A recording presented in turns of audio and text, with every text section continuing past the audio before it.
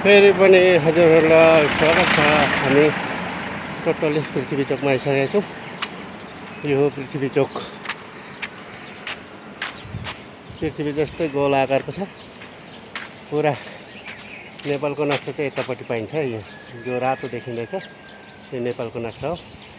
र यो चाहिँ वर्ल्डको चाहिँ हरियाली दर्शाएको छ। पृथ्वी चोक यहाँ पर लक्ष्मी चोक छ। अब हामी बालिका मोडतिर लाग्दैछौँ साथी हो। समय समयमा मेरो भिडियो हेरेर साथ दिनुहोला भन्न चाहन्छु।